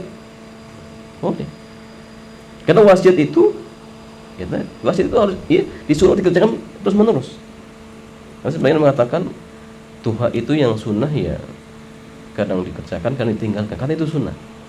Ya, zamannya masalahnya, kalaupun misalkan kita merutinkan tidak masalah. Karena Abu Hurairah pernah diwasiatkan oleh Rasulullah sallallahu alaihi wasallam. Bitis'in, dengan 9 perkara. Yang pertama, Nabi bersabda, la tusriku billahi syai'a. Janganlah kau menyekutukan Allah sedikit pun. Wa in kutikta wa khurikta. Walaupun kau dipotong, dipenggal, dibunuh atau dibakar, jangan menyekutukan Allah. Dan ini pernah kejadian di zaman siapa? Yasir apa? Ammar bin Yasir. Bapaknya Yasir, demi mempertahankan keimanan, sampai dibunuh. Dan kita belum sampai seperti itu. Kita kadang hanya diuji dengan apa jamaah? Dengan mungkin fitnah, ya, dengan mungkin dikucilkan. Ini belum ada apa-apanya. Nabi saja, ya, manusia yang mulia, ya, sudah pernah, ya, ada yang mencoba untuk membunuhnya, ya, dituduh, ya, bahkan yang masalah yang pernah diletakkan di punggungnya kotoran binatang, ya, jeruan, ya, tepatnya jeruan. Itu Rasulullah. Jadi kalau misalkan gara-gara ya tadi, ya, takut dikucilkan warga, kemudian akhirnya kita, ya, tadi berani berbuat maksiat, naudzubillah, jangan. Karena hidup di dunia itu sebentar, singkat. Jangan gara-gara ingin mendapatkan sedikit dunia kita lupa akhirat. Ya. Karena sekali lagi kesempatan kita itu sudah sangat mepet jemaah. Enggak akan lama lagi. Di antara kita yang di sini, ya, insya Allah jemaah, enggak ada yang sampai tersisa 100 tahun lagi, kayaknya. Kita bukan memastikan, kemungkinan besar jemaah. Ada yang sampai masih sisa 100 tahun lagi. Berarti usia antum mungkin ada 140 tahun. Oh, ini sudah bukan nikmat lagi. 100 tahun saja itu sudah nggak nikmat. Jalannya kemana-mana harus dituntun jamaah. Kalau yang nuntun sabar, yang nggak sabar jamaah, didorong nanti. Jadi kita harus tahu diri, harus sadar. Kesempatan kita itu tinggal sedikit, sebentar. Ya, sehingga jangan sampai kita berani berbuat maksiat gara-gara untuk mendapatkan sedikit dunia, jangan. Ya, sudah cukup. Wala tatrukna salatal maktubah muta'ammidan. Jangan tinggalkan salat wajib dengan sengaja, jangan. Wa man tarakaha muta'ammidan, barang siapa yang meninggalkan salat dengan sengaja, bari'at minhu dhimmah, maka tanggungan itu akan terlepas. Jaminan itu terlepas. Artinya maksudnya orang itu mendapatkan jaminan harta darahnya tidak boleh haram ditumpahkan, haram diambil kalau dia muslim. Boleh ditumpahkan darahnya, boleh diambil hartanya kalau dia murtad. Makanya masalah yang terkait tentang orang yang meninggal sholat wajib dengan sengaja, ini silang pendapat, apakah dia muslim atau dia kafir. Karena ada hadis Nabi, al-ahdu bainana wa bainahumus shalah, faman tarakaha faqad kafar, atau kama qala. Jadi janji kita dengan mereka itu sholat. Maka barang siapa yang meninggalkannya, maka dia telah kafir. Makanya silang pendapat di kamar ulama. Ya. Jadi orang yang meninggal sholat itu banyak macamnya. Mungkin kita bisa ya secara garis besar ada dua, ya. Ada orang yang meninggal sholat karena meyakini sholat nggak wajib. Ini sepakat. Kafir tidak? Kafir. Ada orang misalnya meyakini dia nggak sholat karena yakin sholat 5 waktu nggak wajib. Kafir tidak? Kafir. Yang kedua, ada orang yang meninggal sholat, ya, dengan sengaja, tetapi dia masih meyakini sholat wajib itu ya wajib. Ini yang silang pendapat. Kurang lebih ada 3. Pertama mengatakan dia kafir. Hujahnya hadis tadi, ya, kafir. Kenapa? Karena Nabi tidak membedakan 1 kali sholat, 2 kali sholat. Yang penting dia tinggalkan, dia kafir. Yang kedua nggak kafir, tapi dia kufrun duna kufrin. Dia pelaku dosa besar tapi belum kafir. Yang ketiga, ya, dan ini pendapat Syekh Muhammad bin Saleh Ibnu Utsaimin mengatakan bisa kafir kalau dia tinggalkan sholat secara mutlak. Dia mengucapkan syahadat tapi nggak pernah sholat sama sekali seumur hidup. Maka kata beliau, dia itu ini yang dimaksud. Adapun kalau misalkan masih jarang-jarang, zuhur sholat, asar tidak, maghrib sholat, isya tidak, subuh sholat misalkan, maka kata beliau ini masih muslim. Tetapi ini pun jangan masalah dikhawatirkan, ditakutkan. Karena ketika beliau ditanya, Syekh, bagaimana kalau seandainya ada seorang dia nggak sholat atau dia kadang-kadang sholat, tapi dia meninggal dalam kondisi pas meninggalkan sholatnya. Misal biasanya zuhur sholat, asar tidak, maghrib sholat, kebetulan dia meninggalnya pas asar, pas nggak sholat. Beliau ditanya, beliau diam, nggak jawab. Apakah dia muslim atau dia kafir? Beliau diam. Artinya masalah ini berbahaya. Nah, sehingga sekali lagi usahakan, ya, apapun kondisinya kita wajib tetap untuk mengerjakan sholat selagi akal kita masih ada. Maka kita wajib untuk mengerjakan sholat 5 waktu apapun kondisinya, apapun keadaannya. Ustaz, Walaupun nggak wudu, nggak tayamum, boleh. Kalau memang sudah nggak mampu. Ada jamaah yang nggak mampu, ada. Orang sudah stroke, keluarganya lagi jalan-jalan. Misal, biasanya dibantu diwudukan atau ditayamumkan. Ini keluarganya nggak ada di rumah. Masuk zuhur, keluarganya belum pulang. Akhirnya dia niat, saya jamak zuhur ke asar. Sudah asar belum pulang, hampir mau maghrib belum pulang juga. Bolehkah orang seperti ini jamaah sekalian dia sholat dalam kondisi satu belum wudu, satu mungkin pipisnya juga belum dibersihkan? Boleh tidak? Boleh tidak jamaah? Hah? Boleh jamaah sekalian. Fattaqullaha mastata'tum, bertakwalah kalian kepada Allah kalian. La yukallifullahu nafsan illa wus'aha. Allah tidak membebani seorang kecuali sesuai dengan kemampuan. Dia wudu nggak bisa, nggak ada yang bantu. Tayamum nggak bisa. Terus dia tinggalkan sholat, nggak bisa. Sholat itu jamaah ibadah yang tidak bisa ditinggalkan dalam kondisi dan situasi apapun, kecuali kalau ruh sudah dicabut, atau misalkan akal sudah dicabut, gila misalkan, atau orang yang tadi koma, itu sudah nggak ada beban. Tapi kalau akal masih ada, ruh masih ada, dia wajib sholat apapun kondisinya. Nggak bisa berdiri, hanya bisa menggerakkan mata, tetap sholat dengan isyarat. Maka ingat jamaah sekalian, antum yang punya keluarga lagi sakit, dipandu, dinasehati. Karena kadang kita jumpai ya, orang tua yang ketika sehatnya masya Allah rajin sholatnya, tapi ketika meninggalnya dia tinggalkan sholat, alasannya sakit. Bayangkan dia meninggal dalam kondisi nggak sholat. Dia muslim kafir, dia masalian, silahkan mendapat ini orang. Banyak orang seperti ini. Banyak orang tua yang tadi ya, di waktu sehatnya rajin sholatnya, ke masjidnya rajin, pas sakit sama sekali nggak pernah sholat. Masya Allah. Bahkan mungkin kadang-kadang dianggap tokoh agama, tapi ketika sakit nggak sholat. Ya karena tadi mungkin jahil. Maka penting diajarkan. Diwanti-wanti, Bu, Pak, ingat dalam kondisi apapun usahakan sholat. Walaupun ada najisnya nama masalah. Kalau sudah nggak bisa sama sekali untuk menghilangkan, sholat sudah sholat. Karena ini pembeda kita dengan orang-orang kafir. Harus sholat. Itu penting jamaah. Ya, maka kajian-kajian seperti ini perlu ya untuk diingatkan. Karena kadang banyak kelihatannya ini remeh, tapi banyak orang yang ternyata ya bermudah-mudahan. Ya. Ya kemudian masalian, wala tashrabnal khamra, janganlah minum khamr. Fa innaha miftahu kulli syarrin. Karena khamar merupakan pintu segala keburukan. Ya, gara-gara Ibnu Khamar yang tadinya nyuri nggak mau, akhirnya jadi nyuri. Setelah itu berzina, setelah itu membunuh. Karena ini banyak masalah ini biang. Maka hati-hati ya. Wa atik walidaik wa in amaraka an takhruj min dunyaka fahrud lahuma. Taatilah kedua orang tuamu. Walaupun orang tuamu memerintahkan kepadamu untuk mengeluarkan duniamu, maka keluarkan ya. Orang tua antum datang minta mobil antum, kasih dia mah, kasih. Oh, Ustaz, sayang. Jangan dia mas, Allah ganti dengan yang lebih baik. Allah ganti jangan. Jadi kita itu jangan sayang-sayang dengan orang tua. Apapun yang diminta, ya, selagi bukan nyawa kita yang diminta jamaah. Jadi kasihkan.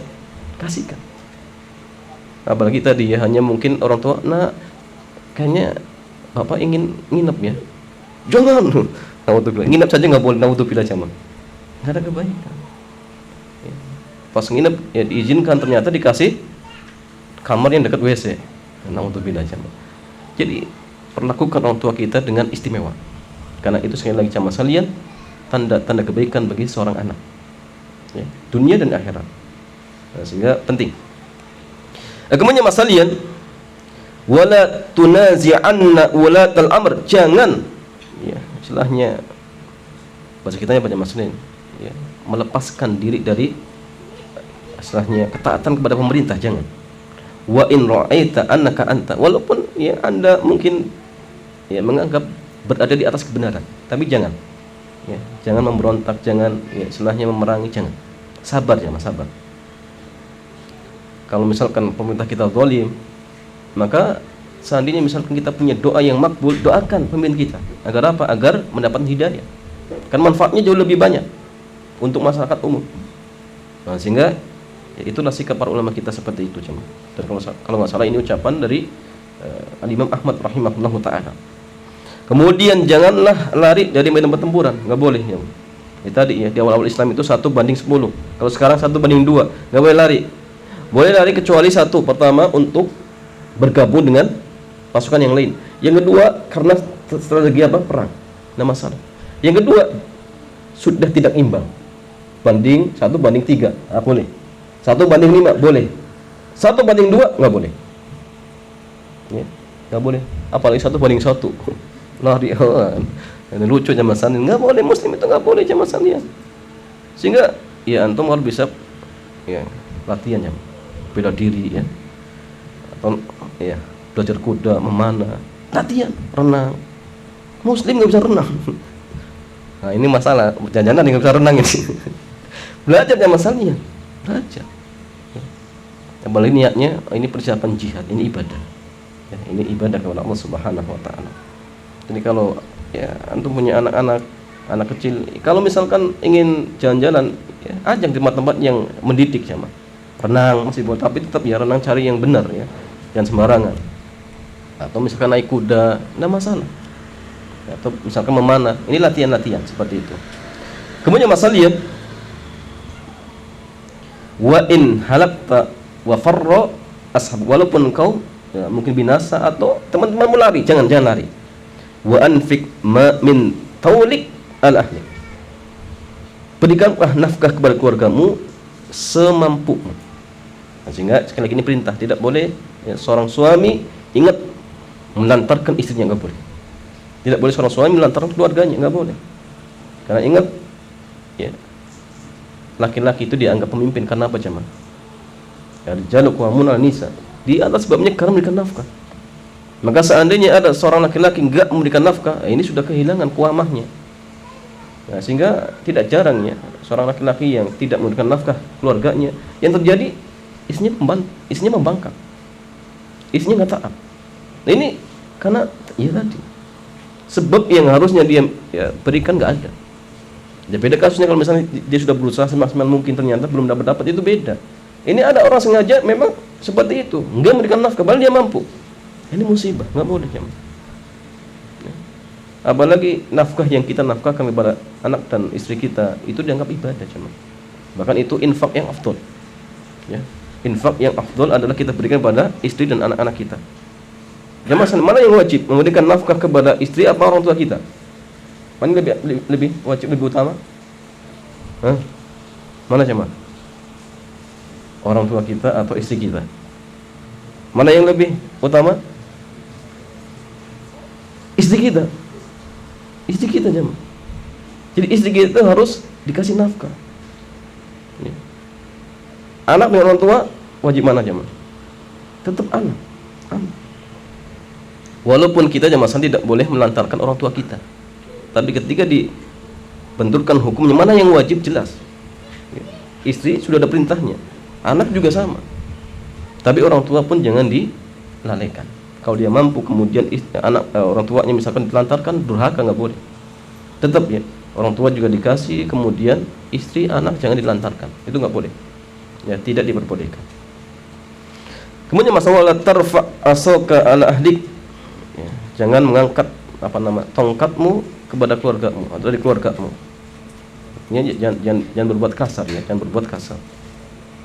Wa akhfid hum fillahi azza wajalla, dan istilahnya apa jamaah sekalian ya, ringankan beban mereka, artinya bantu ya, ya, jangan ya, istri yang semuanya apa jamaah sekalian membersihkan urusan rumah misalkan, jangan. Suami kalau misalkan punya waktu bantu, bahkan masak itu jamaah aslinya itu kewajiban siapa jamaah? Masak nasi, masak lauk, kewajiban siapa jamaah? Suami jamaah. Jadi yang wajib memberikan makan itu suami atau istri? Suami. Makan itu apa jamaah? Makanan. Itu aslinya. Makanya kalau di Arab itu biasanya anak gadis kalau mau dinikahi memberikan syarat pembantu. Kenapa? Ya suami yang memberikan nafkah, memberikan makan termasuk jamaah. Cuma di kita itu jamaah, masya Allah, istri-istri kita itu masya Allah luar biasa. Kewajiban kita dibantu sama istri kita. Jadi kalau istri kita masaknya nggak enak, jangan marah-marah. Itu kewajiban kita. Itu sudah alhamdulillah membantu kita. Cuma sebaliknya istri pun jangan bantah. Kenapa? Karena perintah suami ketika dia bertentangan dengan syariat, dia wajib ditaati. Jadi setelah kajian jangan ya, kata Ustadz itu yang wajib masak suami. Nanti di rumah nggak mau masak, nggak boleh. Kalau sudah diperintahkan suami ya taati suami seperti itu. Dan apalagi ini adat kita, orang Indonesia yang masak biasanya istri. Maka ketika adat ini tidak bertentangan dengan syariat, maka ya tetap dijadikan hukum ya, jadikan hukum seperti itu. Ikhwan wa fillah, ini sedikit terkait tentang masalah ya kewajiban berbakti kepada kedua orang tua selagi tidak maksiat. Sehingga dari sini ya, sekali lagi hendaknya seorang anak berusaha semaksimal mungkin untuk berbakti kepada kedua orang tuanya. Wallahu ta'ala alim shawab. Demikian jamaah, ada sisa beberapa menit. Kalau mungkin ada pertanyaan dipersilakan. Ya, pertanyaan bebas ya, pertanyaannya bebas. Ya, tafadhol.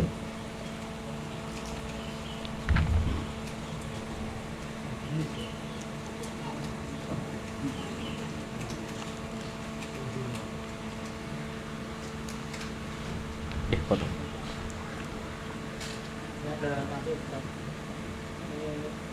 berhubungan dengan ini korban.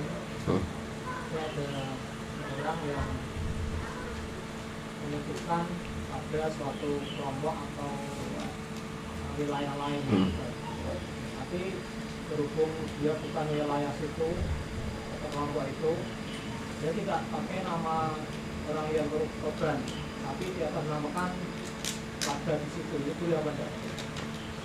Iya, jamaah salin, ada orang ingin kurban tapi di tempat lain karena menurut aturan tempat tersebut nggak boleh korban dari tempat lain misalkan, sehingga akhirnya di atas namakan orang lain. Berarti ini cuma di atas namakan, tapi niatnya tetap punya orang yang korban. Ya, cuma berarti berdusta apa nama saja. Boleh tidak? Nggak boleh. Ini dusta termasuk. Cuma salahnya hewan kurbannya sah tidak? Sah. Jadi dia dapat dosa karena berbohong. Yang berbohong itu jamaah sekalian nggak dibolehkan kecuali pada 3 hal. Pertama apa? Suami kepada istrinya. Biar apa? Biar jangan cecok. Tapi jangan dibohongi terus ya. Ketika perang, boleh jamaah sekalian. Terus apa lagi? Untuk mendamaikan orang yang sedang bertikai, tidak masalah. Tapi kalau tadi sekedar kurban sampai bohong nama, itu nggak boleh. Sehingga dia berdosa tadi, berdusta apa namanya, nama. Tapi kurbannya sah. Kenapa? Dengan catatan yang kurban niat. Yang kurban niat. Ya, kenapa? Karena menamakan itu cuma sunnah. Yang menjadi inti adalah satu niat dari yang kurban, kemudian baca bismillah, bismillahi wallahu akbar. Adapun seperti ditambah namanya itu sunnah. Seperti Nabi mengatakan hadza min Muhammadin wa min ali Muhammadin wa min ummati Muhammad, ini sunnah. Nah, sehingga tidak sampai menyebabkan kurbannya batal, tidak sampai, tetap sah. Ya. Dan ini juga catatan jamaah sekalian. Bagaimana kalau seandainya ada seorang istri, suaminya nggak mau kurban, sehingga istri ini inisiatif beri hewan kurban, ya, tanpa diketahui oleh suaminya, tapi di atas namakan suami, boleh tidak? Pak, datang ke panitia, Pak, ini kurban suami saya ya. Suaminya nggak mau kurban, suami nggak tahu, boleh tidak jamaah? Boleh tidak? Jawabannya nggak boleh. Kenapa? Karena kurban itu ibadah. Berarti butuh apa? Butuh niat. Maka caranya minta izin. Kalau diizinkan boleh, tidak masalah.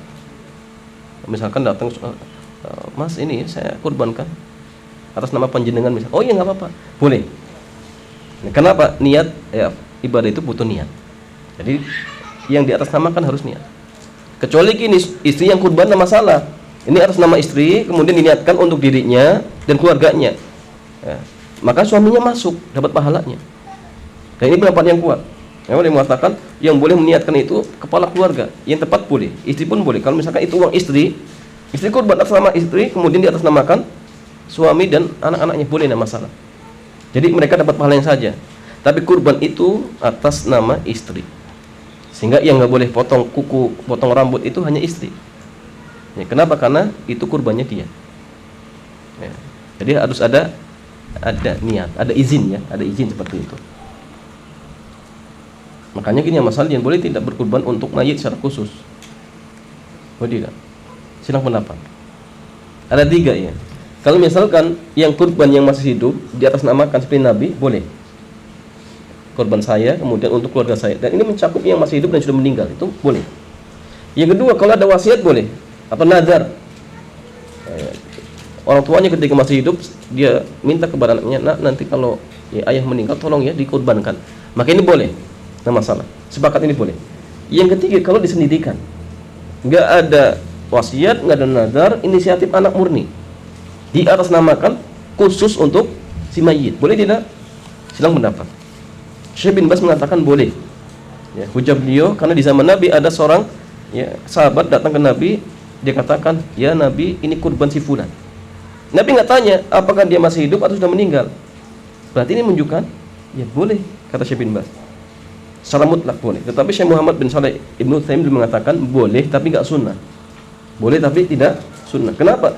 Karena Nabi seumur umur nggak pernah kurban mengatasnamakan khusus untuk Khadijah, khusus untuk Ibrahim, Abdullah, Qasim, nggak pernah. Ya. Tetapi Nabi justru mengatakan ini dari Nabi Muhammad, dari keluarganya, umatnya. Dan keluarganya itu cuma mencakup yang hidup dan yang sudah meninggal. Dan itu yang sunnah. Makanya Syekh Ibnu Utsaimin dia beri condong dengan pendapat tadi, boleh tapi nggak sunnah. Tapi kalau Syekh bin Baz boleh secara mutlak. Nah, sehingga sekali lagi dalam hal ini memang luas ya, luas permasalahannya. Bolehkah panitia kurban makan sebagian hewan kurban untuk makan siang panitia? Boleh, tidak masalah. Kalau ini boleh, kalau makan boleh, tidak masalah. Ya. Panitia itu seperti pemilik, wakil. Sekarang jamaah sekalian, pemilik itu boleh makan atau tidak? Boleh. Bahkan yang sunnah itu daging hewan kurban dibagi 3. Sepertiga untuk sahibul kurban, sepertiga untuk dihadiahkan, sepertiga untuk disedekahkan. Ya. Ini yang sunnah. Jadi sahibul kurban itu tidak hanya dapat kaki. Kalau kita kan cuma kaki jamaah, sepertiga. Ya. Itu yang sunnah, itu sunnah. Boleh tidak sahibul kurban ngambil semuanya? Boleh tidak? Ada yang mengatakan nggak boleh. Kenapa? Seperti mazhab Syafi'i mengatakan gini, sedekah itu wajib dari daging hewan kurban. Nah, sehingga lebih amannya ya ada yang disedekahkan. Ya mungkin 1 kilo, 2 kilo enggak masalah. Sisanya makan sendiri enggak masalah. Enggak masalah, boleh. Ya. Tapi kalau semuanya dimakan sendiri, ini silang pendapat.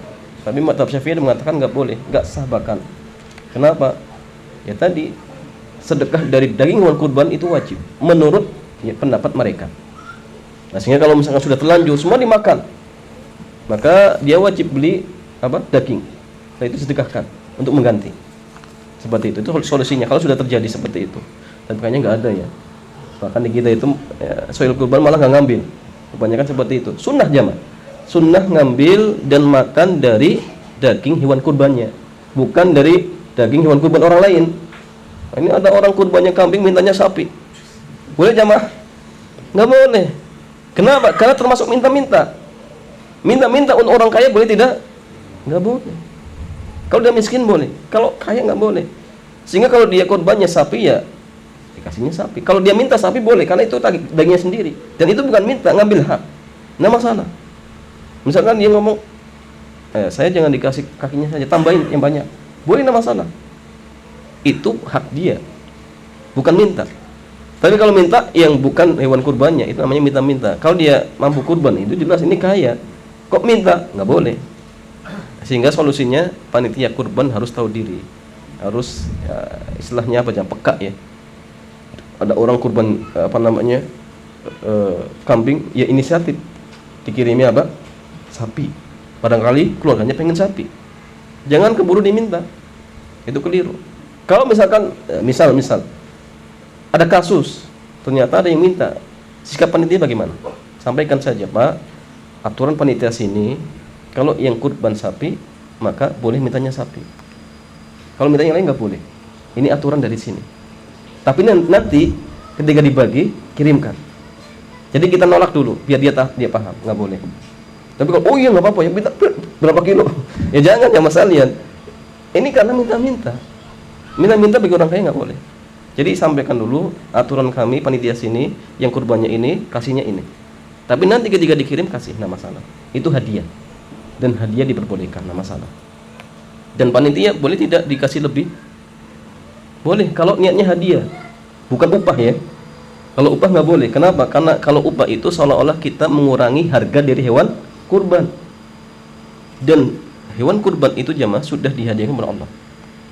Hadiah kalau sudah diberikan, boleh diambil. Tarik lagi boleh? Nggak boleh.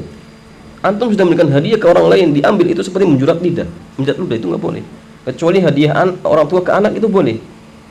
Ini hadiah sudah diberikan kepada Allah, maka nggak boleh.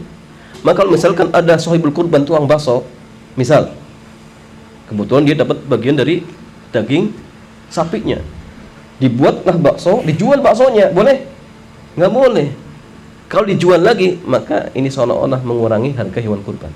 Kalau dimakan boleh, nggak masalah. Beda kasusnya kalau misalkan penjual bakso itu bukan sahibul kurban, dia mendapatkan hadiah hewan daging hewan kurban misalkan, sapi misalkan. Kemudian dibikin bakso dijual, boleh tidak? Boleh, karena dia bukan sahibul kurban. Kalau sahibul kurban nggak boleh. Nah, sehingga tukang jagal pun sama. Kalau diberikan lebih nggak masalah, dengan catatan ingat bukan upah.